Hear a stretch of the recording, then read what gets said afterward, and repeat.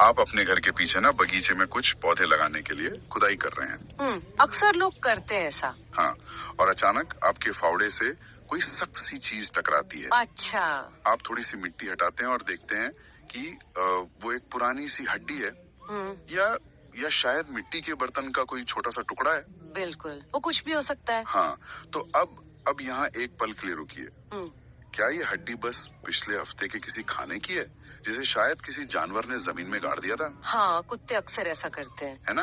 या फिर ये कोई 5,000 साल पुराने इंसान या किसी प्राचीन जीव का अवशेष है? और यहीं से सारा रहस्य शुरू होता है। बिल्कुल, मतलब एक छोटा सा सवाल, महज एक तारीख, उस साधारण सी दिखने वाली वस्तु को ना आपके कचरे के डिब्बे से उठाकर इतिहास के सबसे अनमोल खजाने में बदल सकती है। एकदम सही बात है। तो आज की हमारी इस गहन चर्चा में हमारे पास जो स्रोत सामग्री है ना, वो भले ही पढ़ने में महज कुछ पंक्तियों की हो, लेकिन वो इसी जादू के इर्द गिर्द घूमती है। हाँ, मैंने भी वो नोट्स देखे हैं। ये नोट्स बात करते हैं प्राचीन वस्तुओं के काल निर्धारण की, मतलब उनकी उम्र तय करने की, और कार्बन 14 विधि की, और सबसे जरूरी बात, इस स्थापित विधि में मौजूद कुछ समस्याओं की। तो चलिए इसे थोड़ा खोलकर समझते हैं। बिल्कुल। और अगर हम इसे थोड़े व्यापक संदर्भ में देखें ना, तो ये सिर्फ एक वैज्ञानिक प्रयोगशाला में होने वाली किसी उबाऊ प्रक्रिया का सवाल नहीं है। तो फिर क्या है? ये मानव सभ्यता की उस गहरी दार्शनिक प्यास का सवाल है, जो हमेशा ये जानना चाहती है कि हम कहाँ से आए हैं, हमारी कहानी कब शुरू हुई, और घटनाओं का असल क्रम क्या था। क्रम जानना बहुत जरूरी है। हाँ, आज की हमारी इस चर्चा का मुख्य लक्ष्य भी यही है, ये समझना कि हम अपने अतीत को, उस समय को जो बीत चुका है, उसे असल में कैसे नापते हैं। सही कहा। और श्रोताओं के लिए ना ये चर्चा विशेष रूप से तब और भी प्रासंगिक हो जाती है जब हम किसी भी ऐतिहासिक तथ्य को अंतिम सत्य मान लेने के बजाय उसके पीछे के क्यों और कैसे को समझना चाहते हैं। एकदम सही कहा आपने। और ईमानदारी से कहूँ तो पहले मैं हमेशा यही सोचता था कि पुरातत्व विज्ञान या इतिहास का मतलब बस जमीन में खुदाई करना और पुरानी चीजें ढूंढना है। बहुत से लोग यही सोचते हैं। हाँ, लेकिन इन नोट्स को देखने के बाद एक बात जो बहुत तेजी से समझ में आती है, वो ये है कि अतीत की कोई भी वस्तु अपने आप में बिल्कुल गूंगी होती है। गूंगी मतलब एक पत्थर का औजार हो या कोई पुरानी मोहर हो या कोई खंडहरी क्यों ना हो, वो खुद उठकर हमें ये नहीं बताते कि वो किस सदी के हैं। बिल्कुल, उनके ऊपर कोई मैन्युफैक्चरिंग डेट तो लिखी नहीं होती। हाँ वही, मैं इसे एक अलग नजरिए से देखता हूँ। मान लीजिए कि किसी पुरानी बहुत ही धूल भरी अटारी में एक बिना तारीख वाली तस्वीर मिलती है। अच्छा, एक पुरानी तस्वीर। हाँ, अब तस्वीर में कुछ लोग हैं, कुछ पुरानी इमारतें दिख रही हैं। ये एक बहुत ही सटीक और गहरी उपमा है ना? क्योंकि जब तक ये पता नहीं चलता कि वो तस्वीर कब खींची गई थी, हम ये समझ ही नहीं सकते कि उसमें दिख रहे लोग किस दौर के हैं। क्या वो लोग आजादी से पहले के हैं या शायद 150 साल पुराने हैं। समय के बिना सब कुछ बस एक बिखरा हुआ पजल है। हाँ, और यहीं पे बात एक और गहरे स्तर पर चली जाती है। वो कैसे? देखिए, काल निर्धारण, जिसे हम अंग्रेजी में डेटिंग कहते हैं, ये केवल इतिहास को एक क्रम में रखने का तरीका नहीं है। तो और क्या है ये? ये मानव सभ्यता के पदानुक्रम यानी उसकी हायरार्की को तय करता है। हायरार्की मतलब कौन ऊपर और कौन नीचे? एक तरह से हाँ।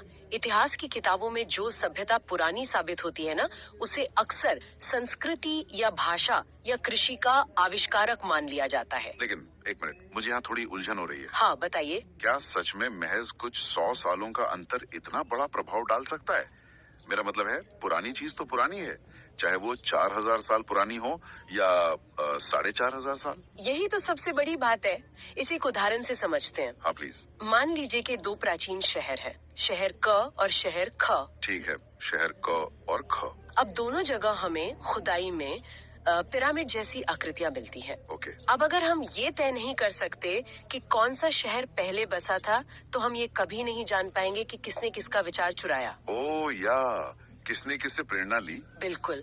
अगर हमारे पास समय को मापने का कोई ठोस तरीका न हो, तो कारण और परिणाम मतलब कॉज एंड इफेक्ट का जो पूरा ऐतिहासिक ढांचा है ना, वो ढह जाएगा। हाँ, बिना काल निर्धारण के हम ये तय ही नहीं कर सकते कि किस सभ्यता ने किस सभ्यता को प्रभावित किया था। अब मुझे समझ आ रहा है, ये सच में एक आहा मोमेंट है मेरे लिए, है ना? मतलब काल निर्धारण सिर्फ एक स्टिकर नहीं है जिस पर उम्र लिखी हो। ये इतिहास के नैरेटिव को, उस पूरी कहानी को तय करने की चाबी है कि मानव जाति ने कैसे प्रगति की। एकदम सही पकड़ा आपने। और इसी से जुड़ा हुआ हमारा अगला बिंदु आता है। दिलचस्प बात यह है कि जो नोट्स आज हमारे सामने हैं, वे बस हवा में बात नहीं कर रहे हैं। हाँ, उनमें एक विशिष्ट तरीका दिया गया है। बिल्कुल, वे समय मापने के लिए सीधा एक तरीके की तरफ इशारा करते हैं, कार्बन 14 से काल निर्धारण करने की विधि। Carbon dating. लेकिन मुझे यहाँ रोकिए, क्योंकि विज्ञान को अक्सर बहुत सटीक माना जाता है और समय जैसी अमूर्त चीज को मापना, हाँ, ये मुझे थोड़ा जादुई सा लगता है यार। मेरा मतलब है, आप किसी ऐसी चीज को कैसे नाप सकते हैं जो गायब हो चुकी है, जो समय बीत चुका है? ये एक बहुत ही स्वाभाविक सा सवाल है। तो कार्बन 14 जैसी विधि वैचारिक रूप से काम कैसे करती है? देखिए, यहाँ जो बात सबसे दिलचस्प है वो ये है कि विज्ञान समय को सीधे तौर पर नहीं नापता। अच्छा, तो क्या नापता है? वो बदलाव को नापता है।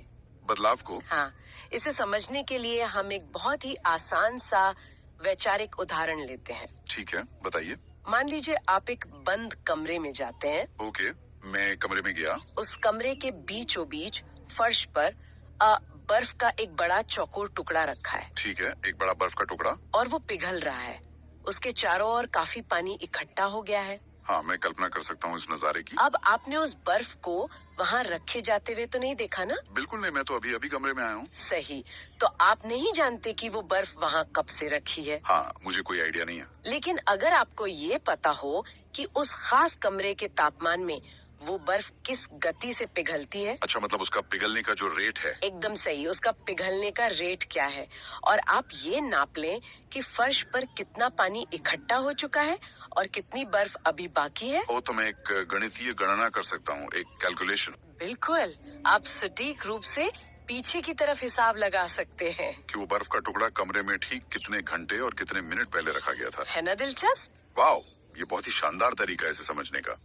तो कार्बन 14 विधि भी कुछ इसी तरह काम करती है क्या? बिल्कुल। मतलब हम ये नहीं नाप रहे हैं कि कोई चीज कितनी पुरानी है, हाँ, बल्कि हम ये नाप रहे हैं कि उसमें से कितना हिस्सा पिघल चुका है या खत्म हो चुका है। एकदम सही।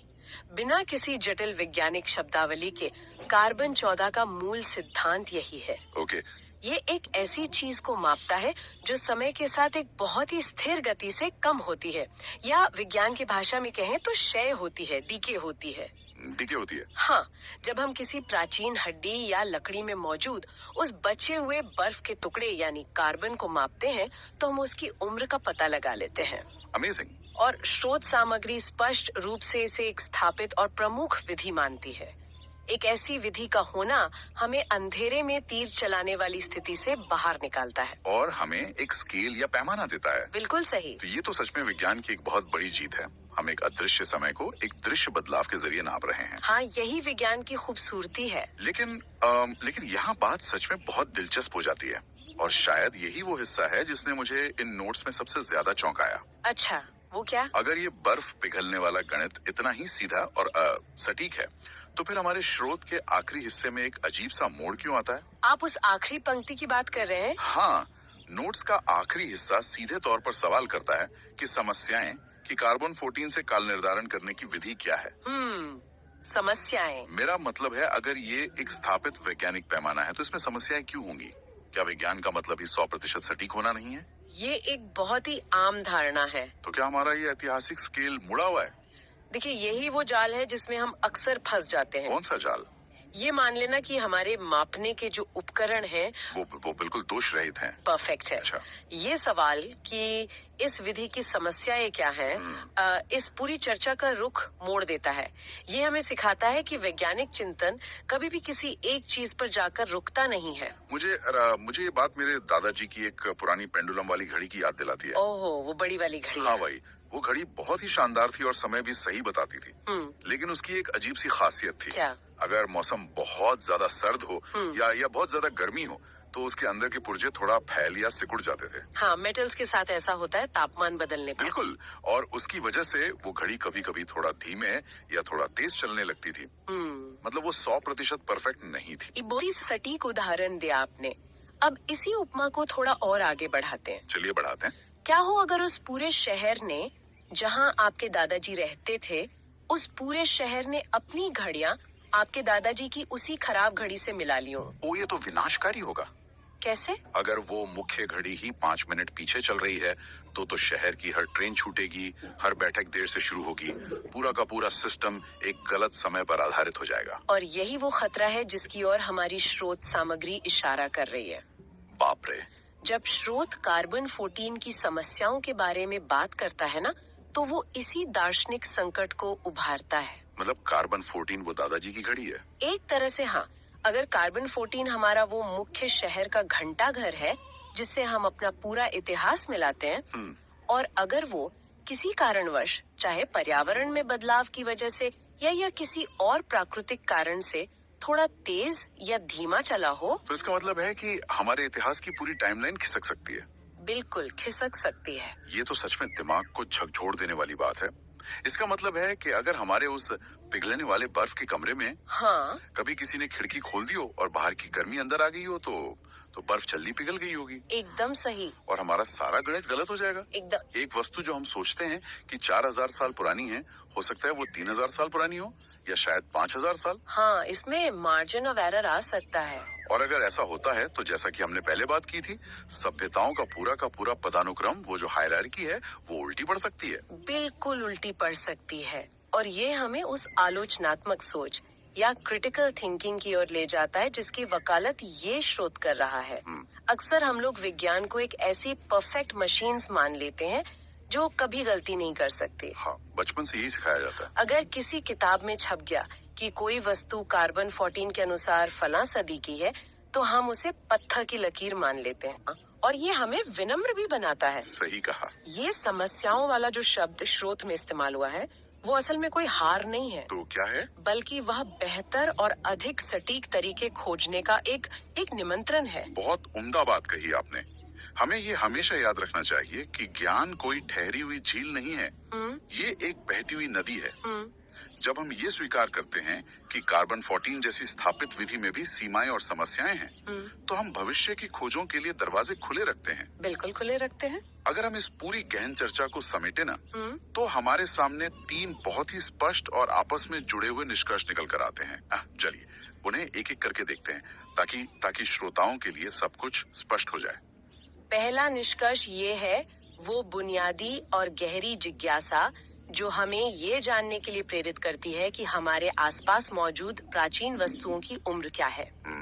क्योंकि उम्र तय किए बिना इतिहास सिर्फ एक बिखरा हुआ पहेली नुमा खेल है। वो बिना बॉक्स वाली पजल की तरह। बिल्कुल। और दूसरा निष्कर्ष ये है कि इस पहेली को सुलझाने के लिए कार्बन 14 जैसी विधियां कितनी महत्वपूर्ण भूमिका निभाती हैं। हाँ, ये वो वैचारिक पिघलती हुई बर्फ है जो हमें समय के पीछे जाने की ताकत देती है, जो हमें एक आधार देती है। एकदम सही। और तीसरा, जो शायद मेरी राय में सबसे ज्यादा महत्वपूर्ण है, वो क्या है? वो ये कि हमें कभी भी अपने मापने के तरीकों को अंतिम सत्य नहीं मान लेना चाहिए। दादाजी की घड़ी। हाँ, हर तरीके की अपनी समस्याएं हैं, अपनी सीमाएं हैं, और उनके प्रति जागरूकता ही असली वैज्ञानिक दृष्टिकोण है।